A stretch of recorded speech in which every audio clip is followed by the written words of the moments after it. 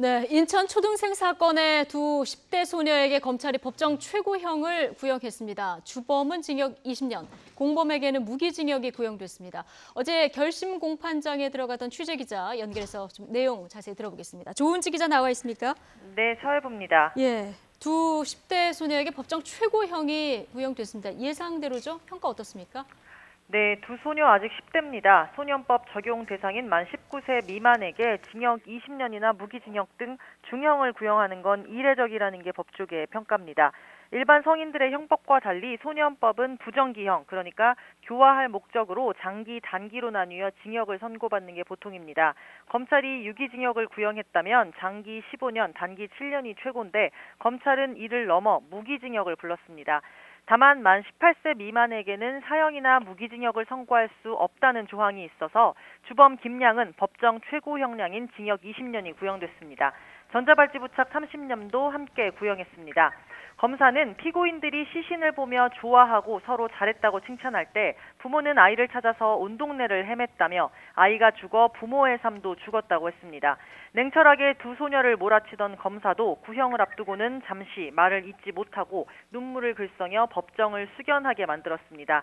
중형을 불렀다 이런 법조계의 평가와 별개로 공분을 일으킨 엽기적인 사건인 만큼 대중은 당연하다는 반응이 대세입니다.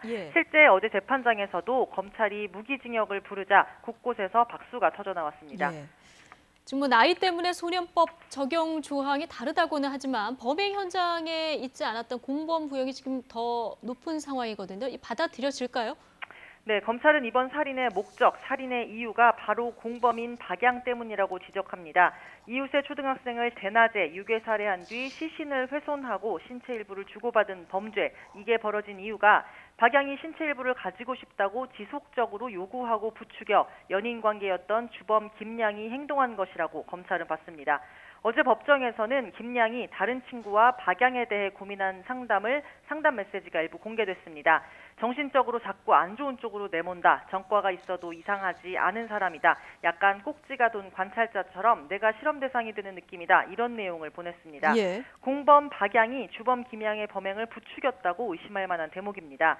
인터넷 커뮤니티에서 알게 돼 실제로도 수차례 만난 두 소녀는 범행 며칠 전 관계가 급속히 깊어진 것으로 드러났습니다. 자, 공범 박양이 왜 범행을 부추긴 건지 그 이유도 나왔습니까?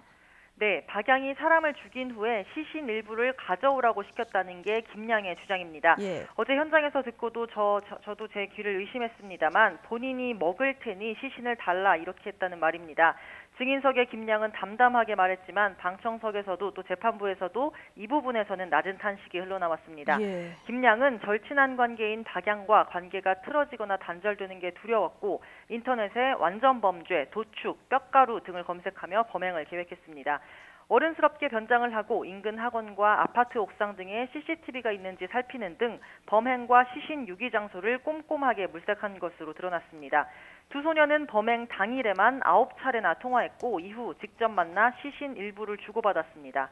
네, 참 들을수록 엽기적인데요. 이 무기징역 구형을 받은 박양 여전히 그 혐의를 부인하고 있는 상황입니까? 네, 최후 진술에서 박양은 시신 유기는 인정하지만 살인은 인정하지 않는다고 말했습니다. 두 소녀가 처음 알게 된 인터넷 커뮤니티에서 종종 해왔던 역할극인 줄 알았다며 선처해주면 평생 사죄하고 살겠다고 눈물로 호소했습니다. 변호인단 역시 살인을 공모했다는 증거는 오직 김양의 진술뿐이라며 무죄를 주장했습니다. 하지만 검찰은 살인의 목적이 논리 필연적으로 박양이며 시신을 확인하고도 잘했다고 칭찬하고 태연히 놀았다고 지적했습니다. 박양은 앞서 건네받은 시신 일부가 모형인 줄 알았다고 주장했는데 김양은 이를 조목조목 반박했습니다. 종이봉투 안에 까만 비닐봉지를 넣어 2번 매듭을 묶었고 그 안에 투명한 봉투 또 작은 약병에 시신 일부를 넣었는데 절대 모형으로 보이지 않는다고 설명했습니다. 지금 두 사람의 입장이 첨예하게 갈리고 있는 상황인데 선고가 언제입니까? 네, 다음 달 22일 오후 2시입니다. 앞서 살펴본 대로 공범 박양은 혐의를 부인하고 있어서 양형에 따라 항소 여부도 달라질 것 같습니다. 하지만 박양은 올해 12월 생일이 지나면 만 19세가 돼 소년법 대상자가 아닙니다. 그래서 고심이 더 깊어질 예정입니다. 어제 두 소녀의 결심 공판 무려 4시간 넘게 진행됐습니다. 탄식과 눈물, 비장함과 숙연함 등 공기조차 굉장히 무거웠습니다. 피고인을 가까이서 오랫동안 본 건 저도 어제가 처음이었는데요. 여느 10대와 다를 바 없는 평범하고 앳된 모습에 놀랐고 또 영리한 모습에 두 번 놀랐습니다. 특히 주범 김양은 구사하는 단어가 또래에 비해 품격 있었고 진술 흐름이나 질문 취지도 영리하게 잘 파악하는 모습이었습니다. 본인에게 마음을 열고 잘해준 사람이 박양뿐이라 특별했고 그래서 거부하기 힘들었다는 말도 인상적이었습니다. 3월 29일 사건 이후 벌써 5달입니다. 법정 최고형을 부른 검찰의 뜻을 재판부가 얼마나 받아들일지 궁금합니다. 네, 지금까지 사회부에서 조은지 기자가 전해줬습니다. 수고하셨습니다.